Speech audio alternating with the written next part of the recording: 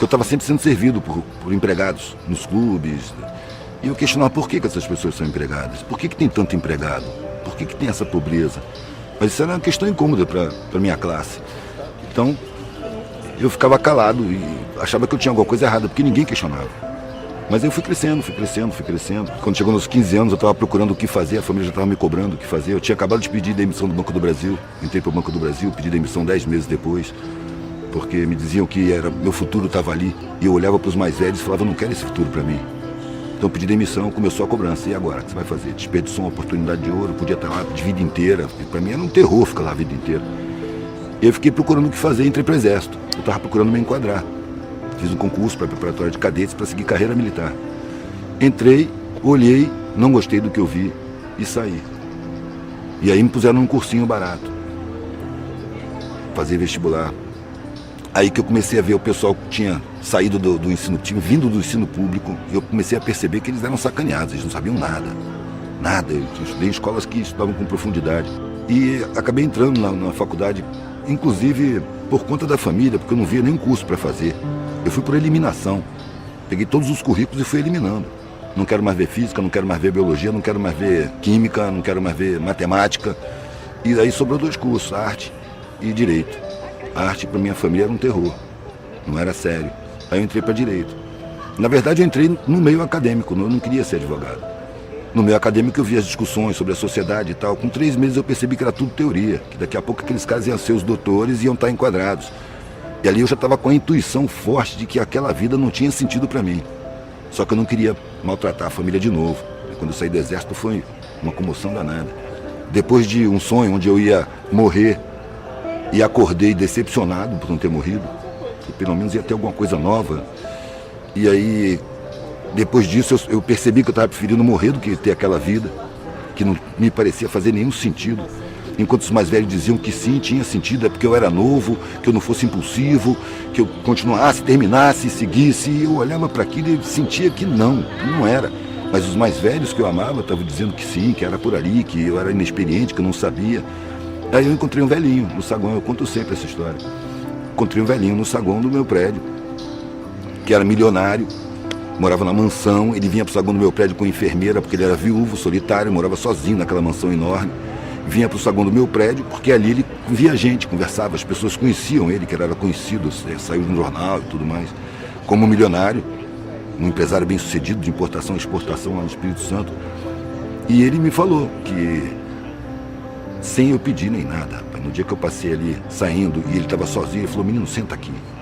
E começou a falar o que eu precisava ouvir. Eu fiz tudo o que disseram para eu fazer. E eu estava ouvindo o que eu devia fazer. E a sensação que eu tenho é que mentiram para mim lá no começo da minha vida. E eu corri atrás dessa mentira a vida inteira. Ele estava relatando, com a vivência dele, o que eu estava intuindo. As pessoas me veem como um milionário, bem-sucedido, um empresário de sucesso, vitorioso, e eu por dentro me sinto um fracassado. Passei a vida inteira sem pensar na morte.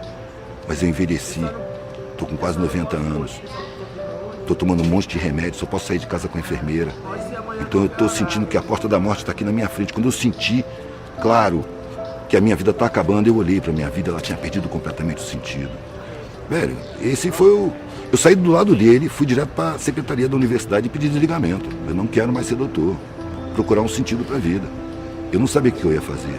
Eu sabia o que eu não ia fazer. Mas eu já tinha viajado de carro. Desde que eu saí do Exército, eu saí com couro duro, né? Sobrevivência, guerra na selva, manobra. Então, férias, feriado, eu pegava a estrada de carona, dormia no acostamento, convivia com os hippies na época, né? 80, 79, 80. Comecei a ver que existia maneiras de ser que eram serenas. Eu encontrava pessoas que tinham serenidade. E vivendo na rua e viajando de carona. Aí, como eu estava vendo a minha vida muito angustiante, eu resolvi pegar a estrada e experimentar o que era não ter nada. E também eu tinha vários outros parâmetros. Por exemplo, a minha classe, todo mundo tinha uma preocupação enorme em manter o padrão ou subir de padrão. E tinha um pavor de descer de padrão. Só que nas minhas viagens eu convivia com as pessoas mais pobres, eles não tinham nada e estavam felizes, eram pessoas mais espontâneas, mais solidárias, era uma relação melhor. Eu via que tinha ignorância, mas eu sentia alguma coisa no ar que eu não sabia o que era. Eu falei, quero ser igual. Eu quero não ter nada. Quero saber como é que a gente se sente não tendo nada. Quando eu falei isso com a família não admitiu. Isso é uma vergonha, uma degeneração. Me acusaram de um monte de coisa. Eu só queria fazer a experiência de não ter nada. Só que meu pai e minha mãe, eu nunca vi eles discutirem. Meu pai e minha mãe, eu sempre tratei eles de eles. Não tinha diferença. Eles estavam sempre de acordo. Sempre. Nunca vi nem discordar, quanto mais discutir. Então eles colocaram para mim, você não pode fazer isso. E eu disse, eu não estou pedindo. Eu estou avisando. Se você fizer isso, você não é mais da família. Eu tomei um baque, né? Porque essa frase não veio sozinha. Se você adoecer, vai para a saúde pública. Se você for preso, não me procure para nada. Não tem mais nada aqui para você. Se você pegar a sua mochila e sair dessa porta, você esquece que teve família. E veio bem claro na minha cabeça. Eu demorei um tempão para tomar essa decisão. Agora eu tenho a obrigação moral de assumir as consequências.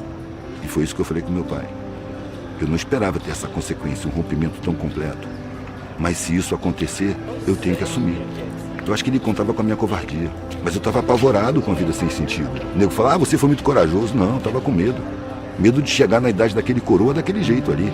Inclusive foi isso que eu pensei na hora. Antes, não falei para ele, mas eu pensei comigo, isso não vai acontecer comigo. Eu morro antes, mas não chego na idade desse cara dessa maneira. Vou procurar um sentido para a vida. Ou eu vou achar um sentido, ou eu vou morrer procurando. A gente tem graus de liberdade. Mas eu acho que liberdade, no sentido pleno da palavra, é você existir sem necessidade nenhuma. Enquanto você tiver alguma necessidade, você está preso a dessa necessidade. Então não existe a liberdade para nós.